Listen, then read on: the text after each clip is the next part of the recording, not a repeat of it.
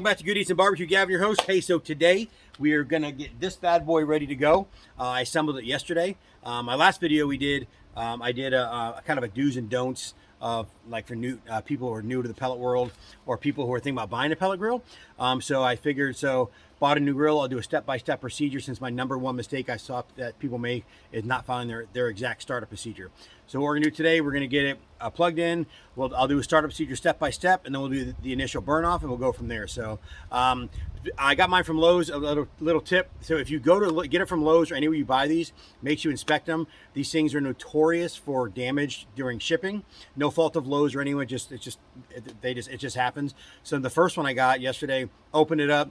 The fan cover mount on the bottom was crushed, and the hopper was bent.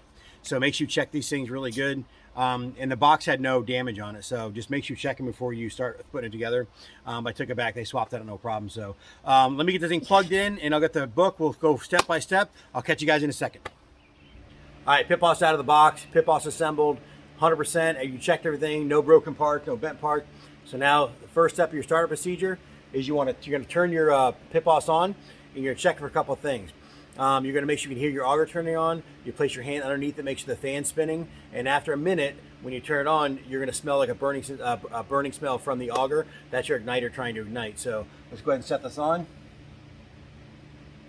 There you go.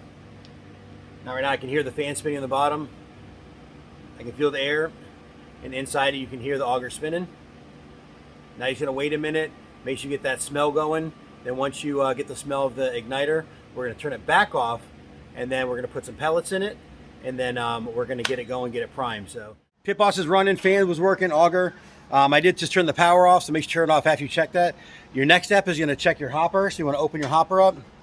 You're going to check down for any foreign contaminants. There's nothing in there. I already cleaned it out earlier. Make sure there's nothing in there. Sometimes some styrofoam falls in there from the box or some plastic from the box. Make sure none of that's in there. Once that's in, throw some pellets in. Now remember, you can buy a sifter off Amazon. It's a sifter for it. I definitely recommend sifting your pellets before you put it in your hopper.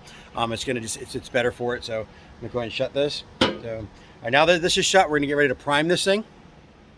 All right, so grill's put together, start up, everything works. Now we're gonna prime it. Turn it back on. Once it's on, make sure the door's open.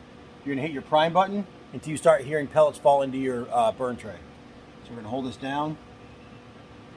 This can take up to 6 or 7 minutes. Usually doesn't take that long.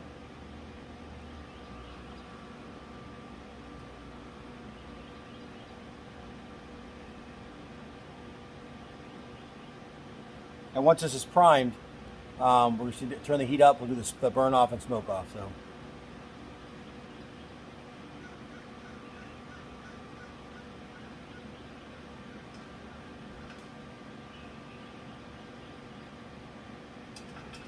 There we go.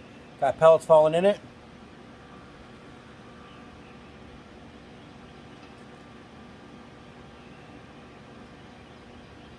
Yeah, that literally took under a minute.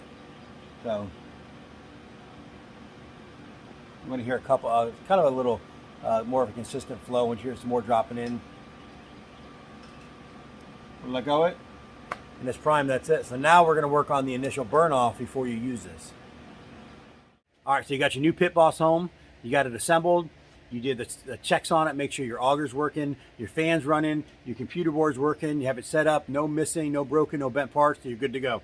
So we just did it. We just primed it. So now we're gonna do the cook-off. Now the recommended cook-off for this is run it at 350 degrees or higher for 35 to 45 minutes. Now what you want to do, you put all your grates back in it, all your internal components back in it. This has 4 grates. It has a grease strip pan and it has a water pan. Now the water pan, you want to make sure you keep at least 75% full for whenever you're using it. So that's pretty much it.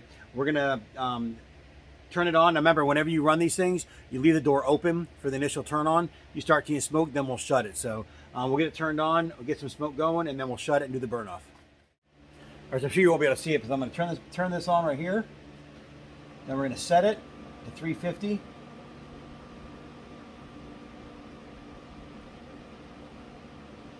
There you go. Now the good thing about this one, this is the newer one.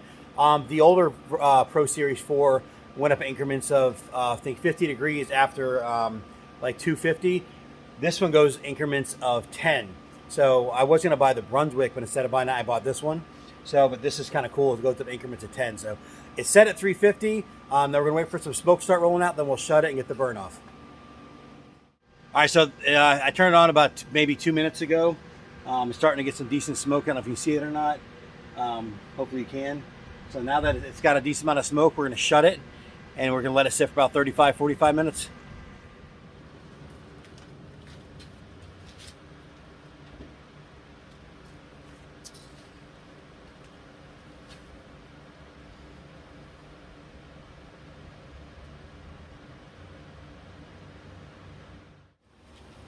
All right, guys, so right now about 25 minutes into the burn off.